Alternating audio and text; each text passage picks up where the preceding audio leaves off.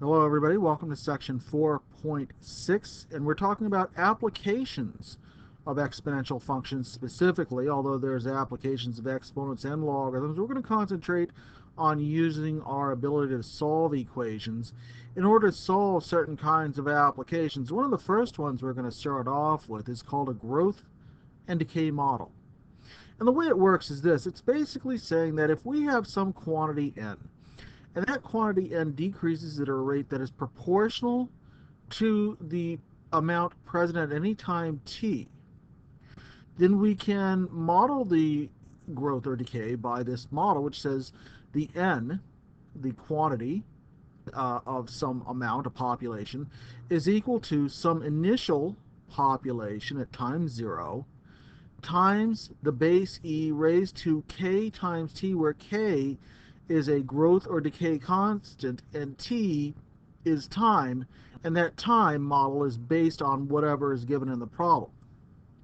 So here's an example of where this might be used. Let's say we had a city of population 22,600 in the year 2000 and a population of 24,200 in the year 2005. We want to find an exponential growth function for this city. And we're going to assume that time t equals 0 represents the population in the year 2000. So what does that mean? Well, all right, what we're saying in part A right here, let me get my pen working. What we're saying in part A here is that n equals 22,600 at time t equals 0. And what's more, we're also stating that n is equal to 24,200 at time t equals, well, in 2005, that would be t equals 5. So what we can do is we can set up this model just to represent what's going on right here. We know that since n is equal to some initial population times e to the k times t, what do we put in? Well, this is our initial population right here. If you don't see it right away, we could certainly substitute into the function and find out what happens at time t equals 0. Specifically, 22,600 would be equal to the initial population n0 times e to whatever our growth constant is. We don't know that yet. We're going to have to find it. Times 0. Well, it doesn't matter what k is, right? Because that becomes e to the 0. And so this whole part of the expression just becomes equal to 1. And so our initial population is 22,600. All right. So how do we use that? Well, our model then looks like this. N is equal to 22,600 times e raised to some constant times the amount of time t. All right, so this is why we needed this other bit of population right here in 2005. So we could actually find that growth constant.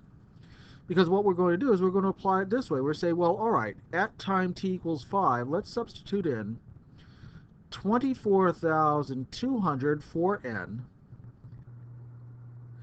That will be equal to 22,600 times e to the unknown constant, growth constant in this case, times 5, where t is 5 years.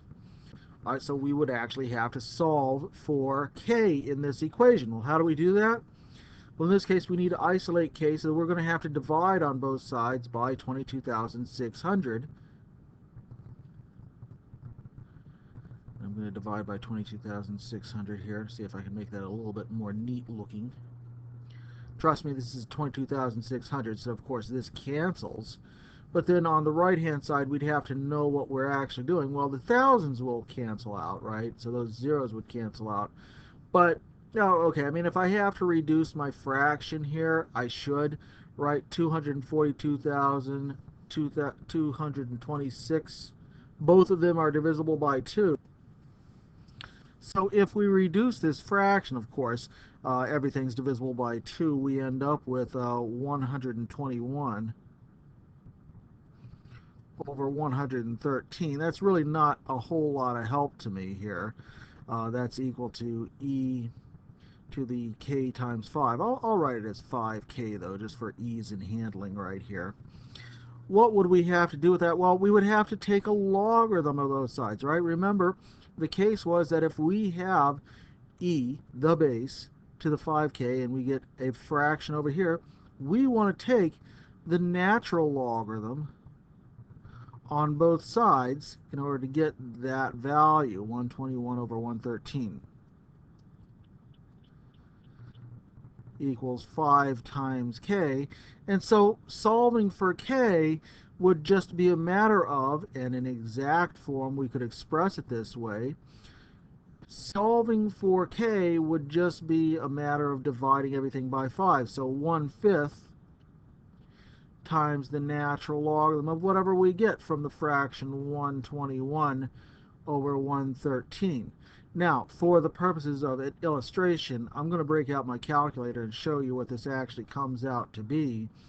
121, if I divide that by 113, I get this number. So I want to take my natural log of that number, and then I'm going to divide that result by 5, and I'm going to get this is my constant right here. I'm saying that my constant is actually 0.01368. Now I'm going to round that to the nearest thousandths. I want to carry a lot of digits when I do this. So k itself would equal 0.0137, right? So our actual model, our answer to part A, goes like this. The population at any time t is equal to 22,600 times e raised to the 0.0137 times t. All right, so we use this model now to help us make predictions, and this is what part B asks us to do. It says, use this growth function to predict the population of the city by 2015, and let's round that to the nearest 100. Well, okay, so that means that in part B, we're going to find the population at time t equals 15. All right, so we're going to be actually substituting in 15 into this function to find out what's going to happen. So our population would be equal to 22,600 times e to the 0.0137 times 15. Okay. Now, I'm not going to go through all the niceties of working this out. If I were setting it up, I mean, and I didn't have a calculator, this would probably be about as far as I could go. But let's work it out. We're going to have to take our exponent, 0.0137 right here, and multiply it by 15. And so this would be 0.2052 right here, or thereabouts.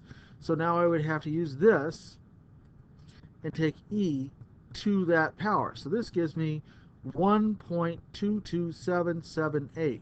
Now I would take that result and multiply it by 22,600 to get my final population. And so in the year 2015, my population looks to be about 27,747. Now, if I'm rounding it to the nearest 100, I should probably say we have to round down, right? Because we're less than 5 right here for our digit just before the 100, so we would round down.